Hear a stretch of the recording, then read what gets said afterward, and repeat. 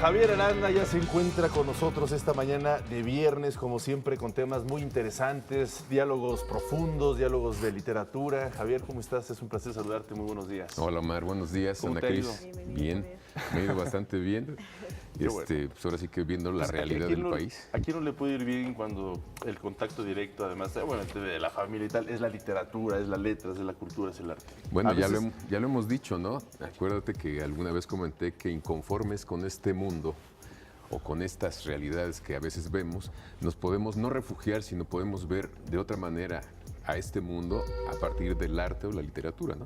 Claro, y no sé si te ha sucedido en alguna ocasión, porque muchos recomendamos, ¿no? La literatura siempre te ayuda, incluso con problemas emocionales, con problemas personales, con problemas existenciales, etcétera, ¿no? El arte en general, la literatura, la pintura, etcétera, la cultura, ir a museos.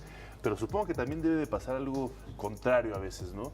Que lees una obra y terminas Te de deprimes. bastarte. Bueno, si lees Los demonios de Dostoyevsky, claro. Por ejemplo, Hasta ¿no? dudas de saludar a la gente en la calle. ¿Cuál era Memorias de... ¿cuál dijiste? Del subsuelo. subsuelo. Yo esa obra la estaba leyendo en un viaje que hice de Polonia a Italia, en un autobús con polacos, es decir, no entendía absolutamente nada, en pleno verano, es decir, estaba haciendo un calor de los 1000 demonios y se me ocurrió llevarme esa obrita muy breve de Dostoyevsky, Y entonces la iba sí, leyendo, sí, entonces fue una especie de una de las peores sensaciones que había sentido en mi vida, y eso que puedes decir, pero ¿cómo estabas viajando? Estabas en pleno calorón de Polonia a Italia. Bueno, pues fue un martirio. Sí, Y eso pasa. Y todo gracias a Dostoyevsky. se encargó de eso. Sí, Nos sin ha duda. martirizado bastante Dostoyevsky. Bueno, Javier, ¿qué traes esta mañana para recomendar? Mira, bueno, le dieron un premio, el premio de literatura y lingüística a Sí. Alberto Ruiz Sánchez, y me acerqué a una de sus obras, la más reciente, que se llama Los sueños de la serpiente. Como ustedes saben, una de sus apuestas literarias es acercarse al deseo. Sí. Y como es hombre, bueno, el acercamiento o el deseo lo ha proyectado al cuerpo de la mujer, a la mujer misma, y creó un quinteto de novelas, de textos, que podemos llamar el quinteto de Mogador, y Mogador es la ciudad imaginaria que él construye, que es una ciudad, pero es el cuerpo de la mujer. Y a partir de esa propuesta va y viene a partir del deseo. Y en este texto que les quiero proponer se llama Los sueños de la serpiente. Él toca particularmente en este libro el deseo y el mal. El mal no como una entidad metafísica o abstracta, sino como una realidad. Cómo el deseo y el mal también conviven, coexisten, y es utilizado el deseo erótico para actos que son deleznables o terribles, ¿no? Uno de los temas que maneja este libro es, por ejemplo, el asesinato de Trotsky. Y a partir de mucha información, datos duros, empezamos a ver cómo el deseo también se articula para cometer actos terribles como el asesinato de Trotsky, y cómo también recuperando, digamos, esa historia podemos ver que este líder político, que hemos visto muchos con simpatía porque fue el oponente de Stalin, y se nos olvida que en el camino dejó, por ejemplo, más de 2.200 marineros asesinados, y una rebelión de 1.800 personas en Ucrania también la extinguió en cosa de una semana. Entonces, a partir de este recorrido que tiene que ver con la seducción, el asesino de Trotsky se acerca a través de una mujer que seduce, es amante de una persona que tiene acceso, digamos, a Trotsky, y a partir de ese deseo se construye o se logra el asesinato con el famoso Piolet, ¿no? Entonces, con estos elementos que tienen que ver todos con el deseo, él nos va acercando a los usos del deseo que se conectan muchas veces con el mal, y no un mal abstracto, repito, sino muy concreto, como es este asesinato. Claro. Sí, Entonces sí, es una propuesta interesante. La literatura de Alberto no es lineal, no te cuenta una historia así de A a Z, de la A a la Z, sino que te va poniendo como intertextos, como hilos, como urdimbres, que te crean tensiones, que te crean sonoridades, porque Alberto tiene una zona de prosa intensa y sonora, que te crean todo un ambiente y te van acercando a esa historia que el lector la va armando con todas estas zonas, y es una especie de collage en donde a través de muchos pedazos que nos va proponiendo el autor tenemos una visión de, por ejemplo, el asesinato de Trotsky, de las atrocidades que él cometió también, pero en conjunto también puedes ver todo el proceso de esta historia terrible que tiene que ver con el mal. El mal es la serpiente y, digamos, el vehículo es un hombre que perdió la memoria y está reconstruyéndola. Al reconstruir su memoria personal, reconstruye la historia de uno de los acontecimientos más terribles del siglo XX y reconstruye también esa ilusión que fue la Revolución Rusa y que terminó en una onda criminal terrible, ¿no? Y llegas a conclusiones, gracias a una propuesta estética, en este caso, de que, por ejemplo, por estar en contra de Hitler, no necesariamente tienes que estar a favor de Stalin.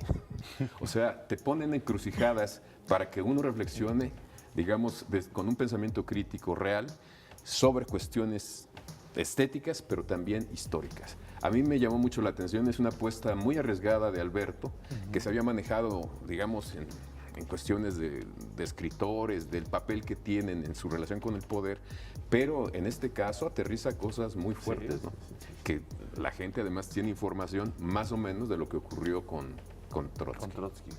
Y bueno, además el caso de Alberto pues es muy interesante porque es, digamos, que un escritor joven, ¿no? Que tiene, digamos, mucha carrera por delante y puede uno dialogar acerca de pues de dónde viene toda esta magia que plasma en sus libros, ¿no? Sí, bueno, uno si se acerca por primera vez a él, piensa que está tocando un tema interesante, pero esto viene desde su formación misma. Él estudió cine y uno de los temas que estudió fue Sergei Eisenstein, ¿no? Y descubrió, entre otras cosas, por ejemplo, que Eisenstein, que tiene una propuesta estética cinematográfica muy interesante, iba a ser una gran película sobre México, pues era un encargo del propio Stalin. Nos acerca, digamos, a ese mundo, a esa zona que es Rusia, la Rusia zarista, la Rusia que quiere cambiar y cambió en muchos sentidos y que también permaneció con esos ejes que justifican el asesinato del otro para hacer posible nuestra ilusión o el mundo que queremos crear. Y que además tuvo un acercamiento interesante con México, ¿no? También Sin duda alguna. Sí, por supuesto. De hecho, maravilla. regresando del corte, me gustaría preguntarte eso, si toca esa perspectiva de Trotsky en México o Sí, la toca. se va en la parte. La va documentando. La va documentando. Perfecto. Vamos a hacer una breve pausa, regresamos a estos interfaces.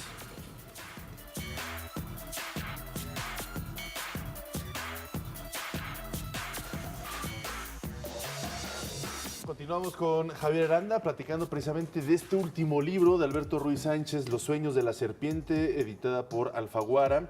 Y bueno, platicábamos de esta vertiginosa forma de escribir, de mezclar conceptos, de mezclar historias, de agarrar por una parte temas tan complejos, tan recurrentes en la literatura de Alberto Ruiz Sánchez como es el deseo, pero también mezclar una historia tan compleja, tan mexicana, tan rusa, tan histórica como es la de Trotsky.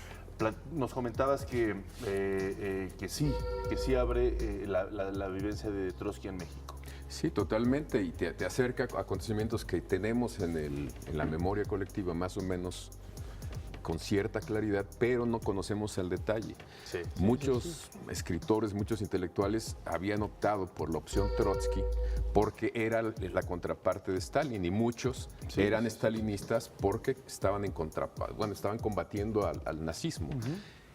Y después de lecturas como esta te das cuenta de que pues no necesariamente el enemigo general me va a ser cercano al otro, o sea, los dos son iguales. Sí, claro. Si tú pones en la balanza Hitler y Stalin, pues no va Lo muy que bien, pasa es que digamos. Trotsky pues, se vio abrazado por un grupo de intelectuales, ¿no? En México, Diego Rivera, y que de ahí se santificó, pero eso no quiere decir que haya dejado o no haya cometido ciertas cosas políticamente muy reprobables. No, y por ejemplo, Mercader era hijo de una catalana millonaria que vivía en Cuba y que agarró la causa, digamos, con fervor religioso, y ahora sí que no le importó sacrificar a su familia para que lo que se tenía que hacer se cumpliera.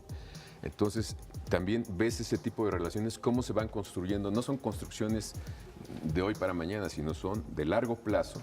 Y ves también, él habla, por ejemplo, de la pirita, y es para justificar, digamos, su tipo de escritura, pero también para acercarse a la historia, en donde vemos todo así como muy difuso, ¿no? La pirita de repente es un mineral en donde vemos zonas amorfas y de repente vemos unos cubos perfectos que la propia naturaleza compacta y crea, y él dice que también a partir de esa disgregación de texto, de información, llegas a conclusiones muy nítidas, muy claras, contundentes, y es lo que él, digamos, nos empieza a desarrollar en su novela, y yo creo que al final lo consigue porque los lectores de esta novela van a tener muy claro que los buenos no son tan buenos y los malos tienen algunas zonas que para algunos podrían justificarlos, ¿no? Sí. Leyendo esto podemos entender más el cómo, el por qué Siqueiros decide cumplir su acto, digamos, de querer matar a Trotsky, de cómo lo salvan, por ejemplo, por qué llega a Chile, por qué le perdonan, no lo condenan a Siqueiros nunca aquí, y el que lo perdona, digamos, es Ávila Camacho, o sea, nunca lo juzgan. ¿Y qué hace? Pues lo manda a Chile. ¿Y cuál es el agente que le facilita la salida a Chile? Pues es otro escritor, embajador, diplomático, estalinista, que se llama Pablo Neruda. Claro. Entonces Además, vas juntando los pedazos y vas llegando a conclusiones interesantes. Además, el acercamiento de Ruy Sánchez a la cultura mexicana también ha sido muy especial. En su edición de la revista Artes de México, pues ha tenido la oportunidad de involucrarse muy vívidamente con la plástica mexicana, traerla a la actualidad y a la conversación todo el tiempo, y además involucrarse en esta plástica que no es fácil para un escritor y un editor, ¿no? No, y además ya son 30 años de esta propuesta de Artes de México. Es un trabajo realmente admirable porque ha rescatado zonas, digamos, de la cultura popular, de la zona de textiles, gastronomía mexicana, incluso las cuestiones de textos literarios, que los ha puesto en la mesa y les ha dado otro valor. Exacto. Y nos ha permitido conocerlos y verlos. Les anuncio, por ejemplo, que va a publicar en estos 30 años, o parte de su celebración será publicar unos textos eróticos traducidos por Miguel León Portilla del náhuatl. Y algo interesante es que muchos de estos textos, de estos poemas, son de mujeres. O sea, el erotismo prehispánico a partir de las mujeres es realmente una novedad editorial, literaria, cultural, Exquisita. antropológica. Va a ser maravillosa y exquisita conocer esa cosmovisión a partir de este erotismo de las mujeres, como dices, pues, prehispánicas. Sí, porque tenemos siempre el eje de que todo es a partir de la mirada masculina, pero en este caso son mujeres. Y es de una belleza increíble. Yo conozco los poemas y me gustaría mucho verlos en una edición muy bien hecha, seguramente por Artes de México. Eso es muy interesante porque la revista Artes de México precisamente también es muy cuidada en términos de pues esta plasticidad que yo decía, ¿no? Es casi una obra de arte, trae todas estas manifestaciones artísticas mexicanas a la mesa de cualquier consumidor de la revista, y pues será muy interesante cómo manejes. No, y en esta época en donde los editores confían más en los mercadólogos que en los editores reales, han corrido a muchísimos correctores de estilo, por ejemplo. Llama mucho la atención el trabajo de Artes de México porque a ellos les importa la tipografía, las cajas, los papeles, las imágenes, las fotografías y por supuesto los textos. Es algo que yo celebro porque es como una pequeña isla que se resiste a difuminarse por el mercado. Pues así es, pues muy interesante, además un escritor que ha tenido muy buen éxito, muy buena relación, muy buen diálogo con los jóvenes, ¿no? Es leído por los jóvenes y eso es bueno porque los jóvenes necesitan alternativas como ellas. Octavio Paz lo dijo, ¿no? En su prosa nítida y rápida, Alberto Ruy Sánchez relata historias complejas en las que la psicología individual se mezcla a la política colectiva, la literatura a la pasión por la justicia, la introspección del solitario a la sed de fraternidad, la duda a la creencia, doble entre la fe, que es amor a nuestros ídolos y a nuestros correligionarios, y el difícil amor a la verdad. Ruy Sánchez no se limita a relatar, examina y desentraña. Esto lo dijo Octavio Paz, así que bueno, pues sin duda alguna coinciden muchos aspectos. Seguramente. Con lo que estás comentando. Pues muy interesante, pues a leerlo, ¿no? Alberto Ruy Sánchez, Los sueños de la serpiente. Muchísimas gracias, Javier Aranda, por pues esta interesantísima obra. No, gracias a ustedes. Gracias. Siempre es un gusto. Y recordarles e invitarlos también a los televidentes a que sigan Cuenta Conmigo, también por Televisión Educativa, los jueves. Que tenemos cosas realmente interesantes, ya las verán. Así es. Pues gracias, Javier. Nos vemos el próximo viernes. Mientras tanto, también exactamente estaremos siguiendo en cuenta conmigo. Y permítanme comentar.